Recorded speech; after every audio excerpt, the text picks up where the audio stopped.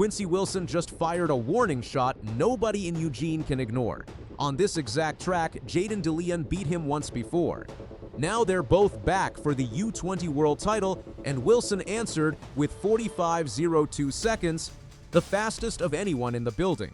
DeLeon has one race left to respond. Let me show you how this rivalry got so personal on August 7, 2026. In Eugene, Oregon, 9 young men will walk out for the 400-meter final at the World Athletics U20 Championships. 2 of them grew up less than an hour apart in the state of Maryland.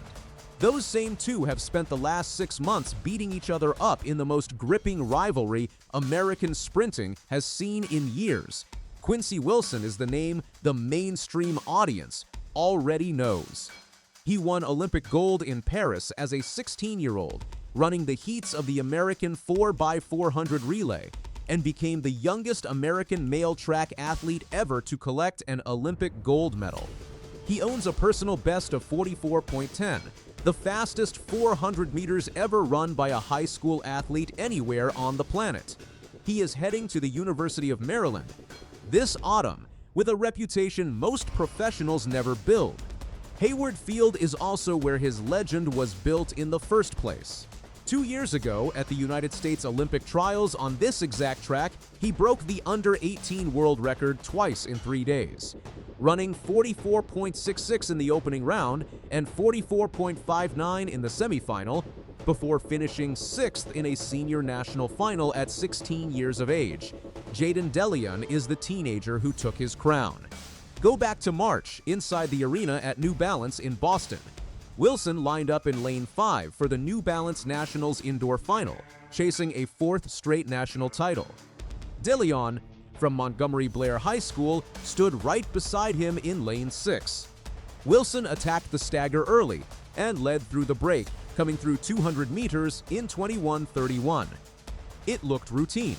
Then DeLeon started eating into the gap with 50 meters left, and the noise inside that building changed completely. Wilson held on by 9/1000ths of a second.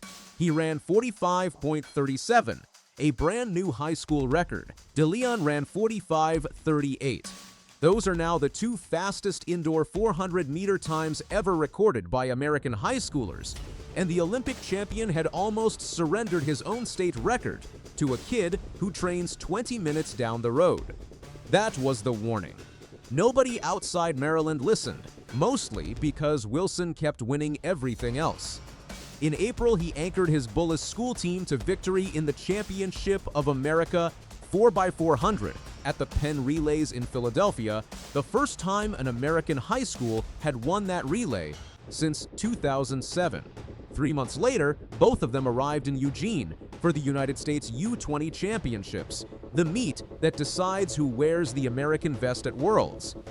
DeLeon traveled west with a season best of 45, 44, and very little national profile outside his home state.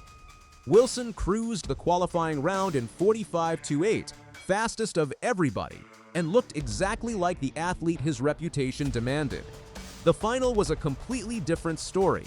DeLeon came off the last bend with a drive nobody expected, ran clean away from Wilson down the home straight, and crossed the line in 44.52. That is a championship record.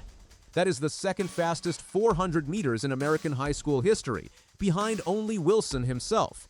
DeLeon had taken almost a full second off his lifetime best in one single race. Wilson finished second in 44.84, which on any normal afternoon wins a national title.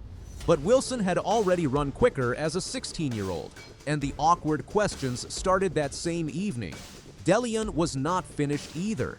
He stayed at Hayward Field and won the 200 meters at Nike Outdoor Nationals the following day in 20.68, his third clocking under 20.7 since May. Wilson's best over that distance is 21.02. The LSU Signey suddenly looked like the faster, taller, more natural sprinter of the two. Then came July and things got worse. Wilson raced the Ed Murphy Classic in Memphis, the same meeting where he ran that famous 44.10 12 months earlier. This time he could only manage 45.53. For an athlete who has always saved his sharpest running for the middle of summer, that was the wrong signal at the worst possible moment. So Wilson arrived in Oregon carrying something he has rarely carried before. Real doubt. If you are enjoying this breakdown, hit that subscribe button because this final is going to be worth talking about for years. Thursday morning, the first round told us almost nothing. DeLeon controlled his heat in 45.63 to lead all qualifiers. Wilson won his own heat in 45.74, holding off Milan Klemennik of France, who set a national under-20 record of 45.83, chasing him down. South Africa's Lendert Koekemoer took heat 6 in 45.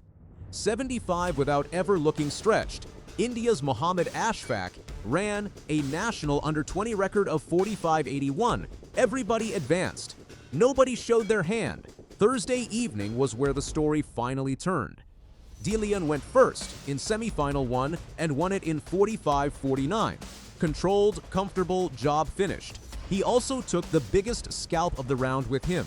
Suleiman Abdulrahman of the United Arab Emirates, a man who had run 44.85 this season and beaten the Qatari favorites for the Asian under-20 title, finished fourth in 46.27 and went home. Koekemoer answered in semifinal 2, winning in 45.18.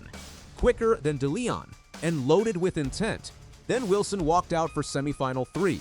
He reacted to the gun in 0.170 seconds, went out hard, and simply ran away from the entire field. His winning time of 45.02 was nearly half a second quicker than anything DeLeon produced, and the fastest performance across all 3 semifinals.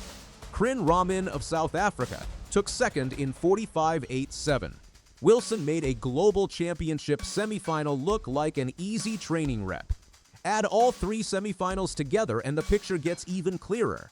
9 men qualified for the final, and only Wilson, Koekemoer, and DeLeon broke 45.5 seconds. Everybody else was stuck in the 45.8 to 46.0 range, which means this gold medal is being fought over by exactly 3 athletes. That is also the version of Quincy Wilson the sport has been waiting all summer to see. But the man who should genuinely worry both Americans is the South African standing between them. Lendert Koekemoer is 19 years old. He trains at the University of Johannesburg, and back in April 2025, he clocked 45.03 at the South African Athletics Championships. That run broke a long-standing national under-20 record and proved he can handle the big stage. Koekemoer is also the only man in this final with serious senior international experience.